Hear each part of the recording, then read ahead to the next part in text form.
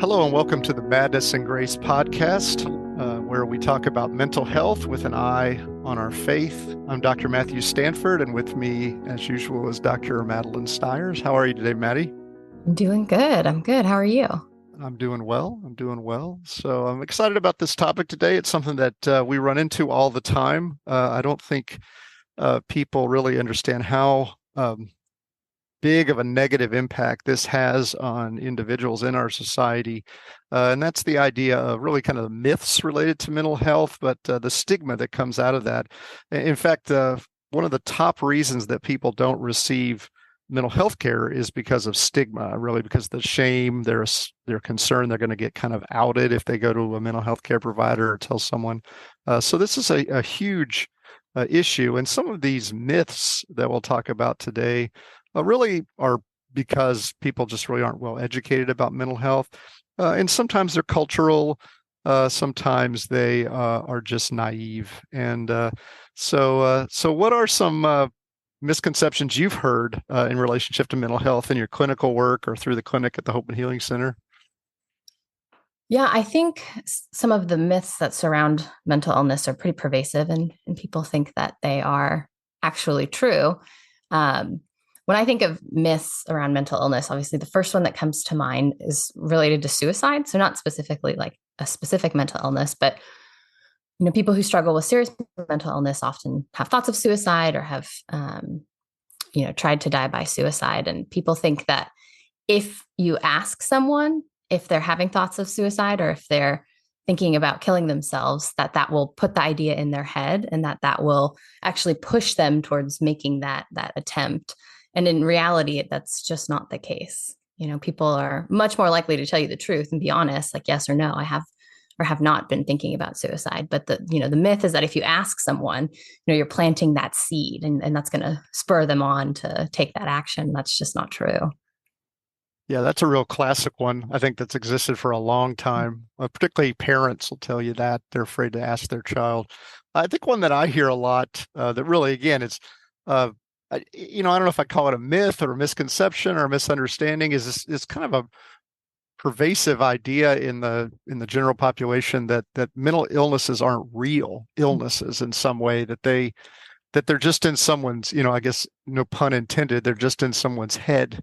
It's that person is depressed because they just want to be depressed or they just don't want to do anything, and that there's not real illnesses. And a lot of times I see that associated with things like, well, there's no blood test for a mental illness, or there's no tests that can show, or you hear something like no one's ever shown that there's really a chemical imbalance. And all of those are just wrong. I mean, those are just wrong statements.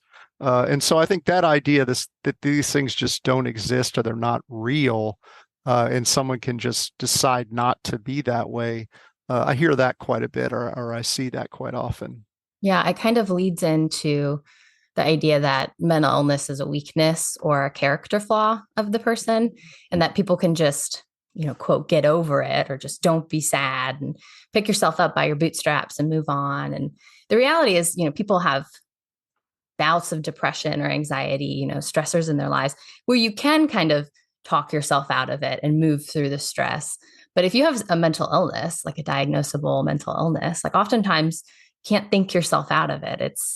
It's more pervasive than that. And that just adds to the struggles that people get with reaching out for help. And I could go on and on about all that. But yeah, it's not a weakness. It's not a character flaw. And it's real and it does exist. And yeah, people need to be more cognizant of that. I mean, what I would say in the context of myths is we really need to start with the idea that, we have a brain in our head. And a lot of people forget that. I mean, we talk a lot about the other organs in our body, but we really don't talk about our brain very much. And that brain can malfunction or not work right. And certainly if your brain isn't working right, you're going to have odd thoughts or emotions or inability to control emotions or behaviors or things like that. And so we always feel like we're fully in control of those things, and to some extent, we are in control as long as things are working right and we have the right kind of skills to do that. But certainly, we know that someone can acquire a head injury, and that can cause their change their behavior, their thoughts, their emotions, and we don't really have a problem with that. We don't say to that person, "Oh, well, that's you just need to stop doing that," you know. And so, I think these myths a lot of times are just kind of, as I said earlier, kind of a lack of knowledge. Now, one thing I would also suggest is that maybe the way we portray people with mental health problems in the media, like in films or on television or just in popular culture in general, may kind of lead to some of this. Have you seen things like that, or do you have any thoughts on what that may do to this? Yeah, I think you may have more to say about this in regards to myths about mental illness, but I think there's a huge myth, and you see it in media and it's portrayed this way, but that people with serious mental illness are violent and that they are out wreaking havoc and causing damage and hurting people. And that's just not the case. I mean, I think you might be able to speak to the statistics of like actually how many violent acts are um, attributed to those with serious mental illness, but I think it's like 3 to 5% of those are. It's very small. I mean, obviously, far more people without mental health problems commit violent acts than Mhm. people with mental health, because there's just far more people that don't have mental health problems. And the data suggests that uh, people with mental health problems are actually, when you just like mental health problems in general, are actually more likely to be the victims of violence than the perpetrators. Now, there are certainly contributing factors associated. So if you look at data where you take someone who has, say, a psychotic disorder, and they also have a substance use disorder, an active substance use disorder, those individuals are more likely than the general population to commit a violent act. But again, that's a very small percentage of people who have mental health problems. Just because you have a psychotic disorder does not mean you're more violent. You have to kind of add these other things, and it's really kind of an additive effect as well. If you're a male, you're more likely to be violent than if you're a female. If you're a young male, you're more likely to be violent than if you're an older male. So I mean, it kind of starts to kind of add up as you put these things in, and then a mental health problem might just be, depending on the type of problem and if there's a substance use issue, be added on top of that kind of equation. But overall, people with mental health problems are less likely to be violent than the general population. But you're right, you see that, and back to the idea of media. I mean, when was the last time you went and saw a movie that had a bad guy in it, like a violent bad guy, that he wasn't crazy, quote Mhm. unquote, in some way? I mean, that and I used to, as a scientist, my whole life, before I came to the Hope and Healing Center, I was a neuroscientist, and I always was taken by the fact that most scientists and meet in movies that really do something kind of malicious or wrong, they're always the mad scientist. The I mean, mad. Dr. Frankenstein is a perfect example. Yeah, yeah, it's interesting because, and I mean, you talk about media, it's portrayed that way, but you also watch the news and you hear about all of, mental illness and this person that did this thing, when reality, like the violence is, there's so much more violence than just that, but it's what's catching and what people are going Right. to listen to. And so you see that and people start to think, oh, every violent act is committed by someone with a mental illness. And in reality, it's really just trying to get viewers to watch and kind of scare them. Right. Yeah, and there is a narrative. I mean, like you mentioned the media, the news media. And so like whenever there's a mass shooting, which is very hard for anyone to understand why someone would go out and particularly kill strangers. Um, they oftentimes will say, "Oh, well, the neighbor said," or "We've heard that the person had a problems in his past with mental health." Well, I mean, you may hear that, but I don't know that that even means anything. I don't even know what that means. I mean, that doesn't mean the person had a mental health problem, but you hear that all the time. In fact, what the data of mass shooters shows is that actually only a small percentage of them actually had a kind of actually justifiable mental health problem. There's actually data that showed they have it. I mean, a third of all mass shootings are domestic violence kind of a thing. A guy goes and shoots up a church because he wanted to kill his ex-wife, and her family, and he just ends up shooting a bunch of people that are there as well. I mean, that's a domestic violence issue. Now, you might say, well, that guy's crazy because he did that, and I certainly can understand that, but we're talking about a diagnosable mental health condition. I mean, did he go do that because he had depression? No. He went and did that because he has a conflict with his wife, and he felt like there was no other option or whatever. So no, I think that's that's a real, the media, I think, is a real problem here. Because imagine you're a person with a mental health problem, and every time you turn on the news or you watch a movie, you're portrayed as if you're the violent thing to be afraid of. Of course, you're not going to go to a mental health care provider. Someone might find that out. I mean, You're not going to tell anybody either. no way, no No. way. So we always talk about issues of faith on here, and what about faith communities? What have you heard? We use a faith-based approach to care here at the Hope and Healing Center. What have you heard from your clients or from those that we see in relationship to myths? I have some horrible stories I can tell. I may or may not tell them of what people have told me has happened to them when they went to faith community. But what's something that a myth you've heard related to spiritual issues or faith communities? Just pray more. You just need to pray more. I mean, I think that's the number one thing that I hear people tell me they've been told is, this is a fault of yours. Your faith isn't enough. You need Right. to just focus in on, reading scripture and doing your devotionals and pray more, and everything will get better. Kind of Right. that. And that's not helpful. I mean, it can be in conjunction with treatment and medication and other forms of support, but just to ignore that someone is showing up and saying, hey, I'm struggling with my mental health, and probably some serious ways if it's gotten to the point where they're reaching out for help, and they're just told, that's your fault. You need to Right. pray more and be more faithful. It's really, it damages the relationship that people have with their church, and it also perpetuates the stigma that mental health isn't real, mental illness isn't real. Right. That's a good point. I mean, it really, it's that same myth that mental illness isn't real, like a real illness, but within a faith community, it becomes it's a spiritual problem. And so that's why you pray more. Of course, you should pray more. Absolutely. We should all be praying more. And if you have a mental health problem, we should be praying for your healing, and you should be praying for your healing. But we shouldn't be saying, well, that you have this because you don't pray more, or you have this because you have a weak faith. And we can add other things to that. You have this because it's a demon. Mm-hmm. And that's not to say that we don't believe in the demonic. That's to say, you don't generalize every illness to, oh, well, because I literally, as one of the bad stories that I know, I have a friend who has a son who has a nonverbal autism, and he was told by a ministry that his son had autism because of a generational curse Mm. that had been passed down, and we needed to do deliverance on the child, and that would cause him to not have autism anymore. And I mean, that's hurtful. I mean, that's very hurtful. And so, I hear a lot of times people will say, well, someone with schizophrenia, that's just demonic. I mean, depression, that might be something else. Uh, or they say depression, anxiety. I hear that a lot. Those are sins. And so it's a sin. And so you need to repent of that, and ask God to take that, help you stop sinning, type of thing. So I hear that a lot, I don't but a lot know. with the demonic.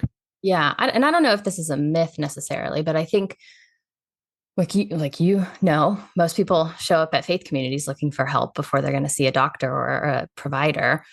But I think a lot of faith communities are not equipped to deal with this, right? This is kind of what the Hope and Healing Center and Institute talks about. But there's still this idea across faith communities that, like, we don't deal with that. That's not something I can help with. If they're even acknowledging that there is a mental health issue going on, like, that's not our realm. Like, got to go see a provider. And while, yes, you should be referring people, I think there's more that can be done in faith communities to help support. We know that social support is a big protective factor for people with serious mental illness, trauma, and all of that. And so, this idea that there's nothing that can be done and that really just needs to be pushed off into a different kind of area of care isn't necessarily accurate. Well, I think that's a great point you make. I think in some sense that's a myth, is that there's really nothing you can do to help somebody with a mental health problem, that you either put it all into the spiritual context, or you put it all into, like, well, you need to go away and find some help, and then you can come back. And I think you make a good point that, in a couple of weeks, I'm given a talk on is mental health in the U.S. declining? And absolutely it is, and it has been since the late 90s, and really at a horrible rate. And one of the things that I think contributes to that is that fewer and fewer people are associated with faith communities or with organizations like that where they receive social support, which I think have served for decades, if not centuries, as a very much a preventative uh, kind of aspect in relationship to these types of mental health issues. And just having a mental illness isn't the only decline. People's mental health can decline and they not have a mental illness. But loneliness is the number one problem in the US right now. We're so disconnected. We have no one to talk to. We think we're more connected than ever. And so this myth that there's nothing you can do, well, just being present with somebody, just being able to listen, just allowing someone to share with you makes a huge difference. And so that really kind of gets us a little bit towards our next. So before we jump into that, I kind of want to go ahead. The point that please. You're talking about in your speech in a few weeks that mental health is declining, which means that overall health in America, mental health in America is declining. But that means that mental health struggles or diagnoses or illness is actually increasing. I think people think of the term mental health as like a negative thing, right? We talked about that a couple of weeks ago on the podcast, but the mental health is declining in America, which means mental health struggles are actually increasing, whether that's diagnosable or not. Right. Yeah, you want to have mental health. You want to have good mental health. Exactly. But you're right. It is almost used interchangeably with the idea of mental illness. One of the things I think that is very helpful, and I kind of hesitate to even really bring this up because I think we don't want to put the kind of the weight of changing people's minds about mental health on the people that have mental health problems. You don't want to say that people with mental health problems are the ones that got to convince everyone else that those aren't things to be stigmatized. But there is a reality in the fact that personal stories of people's struggles or their lived experience can really make a difference. And I'll just give an example of that, and then we might talk about it a little bit. And that is, if you are a person in a faith community that struggle with a mental health problem, or that you have that kind of lived experience, maybe of caring for someone with a mental health problem, and you share that story as part of your experience, that people know that you've had that story. What I've tended to see is that those that are friends of yours or recognize you within the faith community as a member of the faith community really are softened to the idea that, well, maybe this isn't the way I thought it was. I mean, here's a person that I know to be a person of faith, and they struggle with this problem. Well, maybe it isn't the way I thought it was, or maybe it happens to more people. But I do think that there's a cautionary line there where we don't want to say. I remember a few years ago there was a campaign, like a destigmatizing campaign for mental illness, and it was called "Okay to Say So." Okay. And with it's not okay to say so. And so I think that was and why should the impetus be put on the person with the problem to convince people that don't understand that it's okay? And so, in some places, if you went and said that you had a mental health problem, they might fire you. They might stigmatize you. So but there's just this kind of benefit that comes from when people share their experiences. It does make a difference. So what are your thoughts on that? Yeah, I mean, I agree with what you're saying that the weight shouldn't be put on the people who are having the experience, right? But when you do share, and when people are willing to be open and communicate like what their experience has been, whether it's their own or someone in their family, it really brings more awareness to the fact that mental illness doesn't discriminate. It doesn't discriminate against the wealthy or the poor. It doesn't discriminate culturally or racially. It happens across all walks of life. And some groups or populations may not be as readily willing or to acknowledge it. And so when people start to talk and explain, like, this has been my experience, other people in that group or that demographic that might be experiencing it but might not feel that it's okay to talk about begin to feel, hey, like, that happened to me too, or that's happening in my family. I can at least relate to one other person. And then that really opens the door for people to receive help and ask for care. And again, starts to break the stigma that mental illness is, bad and shouldn't be, should this be this thing that is looked at as like a fault of that person. Right. No, I would say in faith communities where I've seen a congregation that really got it in relationship to mental health issues, and they offer support for individuals with mental health problems, and they really receive them into the congregation, tend to be ones where someone in leadership, be that as a clergy or a well-respected lay leader, has experienced mental health problems in their own life or in the life of their family, and they're open about that and they share about that, and they have a passion for that, for assisting people with those, and that really is transformative.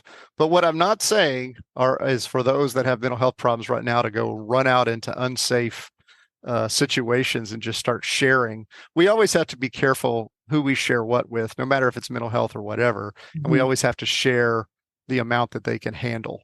And so sometimes just kind of dumping it all on somebody, just even if it was cancer, it's just too much. And so what can we do really to kind of foster these kind of safe environments, be that within a faith community or outside of a faith community? And I'll just take off the table the obvious, which is education. Let's just take the easy one off.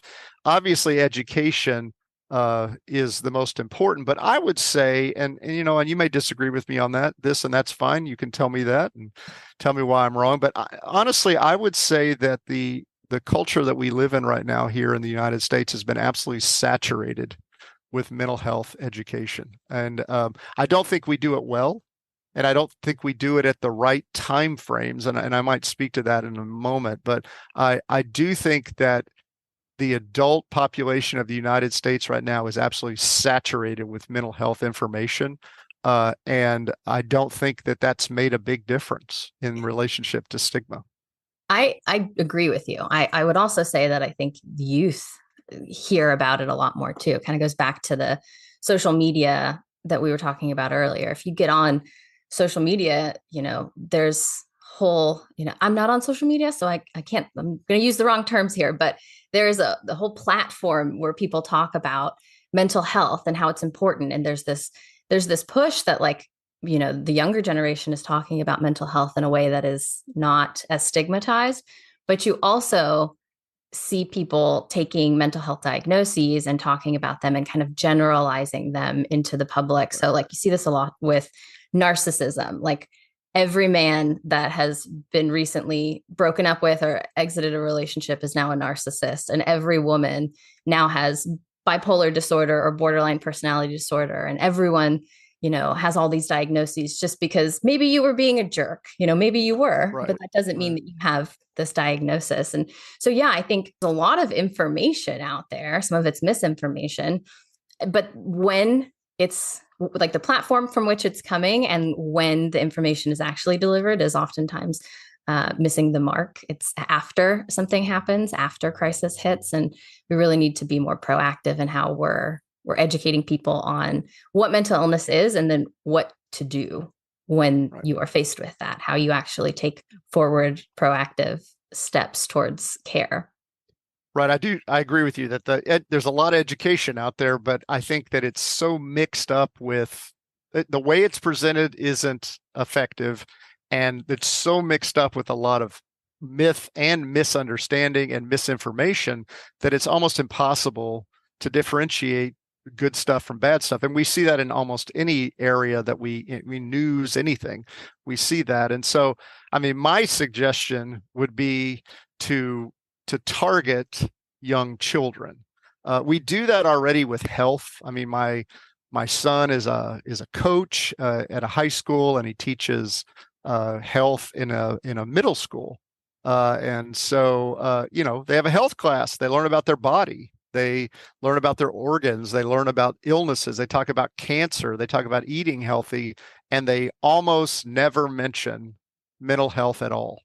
I mean, why is there not a component where they talk about the brain and they talk about mental health issues and they talk about specific mental health diagnoses. I mean, it would fit perfect into that. And so, I think if we would talk about mental health issues as part of health issues in general, as you mentioned earlier, because like you and I have said, mental health is declining in the U.S., but so is physical health. Physical health is declining. A church that has say a health ministry, which is not uncommon, where they do blood pressure checks and cholesterol checks and things like that. Why did they not also do a depression screening or an anxiety screening? I mean, I think that's the key to kind of helping individuals begin to absorb this information. And I think that's the way we can overcome some of these myths and stigma that exist in that, but we have to start with younger individuals. I think, pelting the general population, the adult population, with a lot of information about, all you're doing is fighting against myth and stigma. You got to start, if you're going to do this in a proactive kind of long-term way, you got to start with the really young individuals. I think you're right though about social media and young individuals. I think they're so overwhelmed with mental health problems, kind of adolescents, that they do talk about a lot out there. And I think that's a good thing. I think unfortunately, much like bringing people into a group where they just do kind of unstructured vetting where they just kind of vomit out all their emotions and everything, we find that not to be very beneficial for people's mental health. And I don't think it's very beneficial out on social media either if it's kind of unstructured, and there's no guidance like, oh, well, here's all my problems, but what can I possibly do? So I think we need to be more proactive. And we're much more concerned about the number of providers we have than we are about the population understanding about the problems that should send them to those providers. And all of this is related to always ultimately contributes to the fact that less than half of people with mental health problems ever receive any treatment, which is frightening. And stigma plays a huge role in that. So do these myths.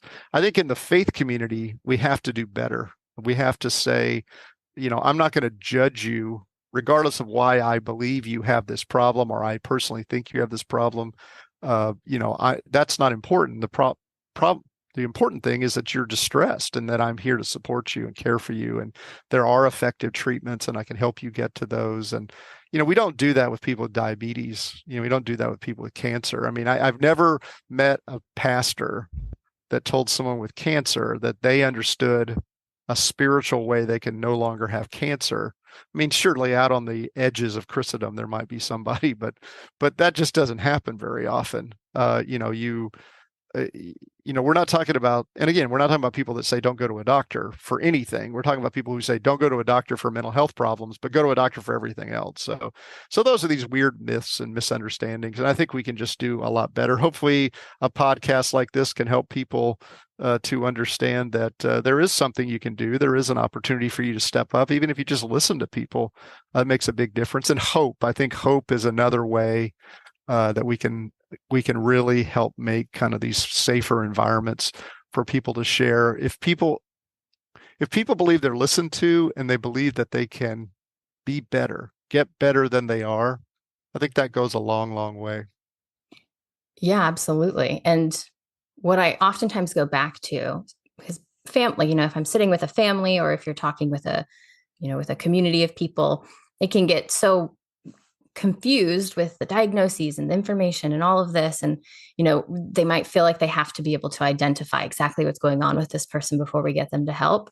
Or, they don't understand what's going on with this person and their mental health. And so they go, this is not my problem, or I don't believe this is real. But the reality, especially in faith communities, is like, we want people to be happy, right? You want your loved ones and your community to be happy. So if, regardless of how much you know or don't know about mental health, is this person functioning and are they happy? And if not, that's a sign that something needs to be done, steps needs to be taken.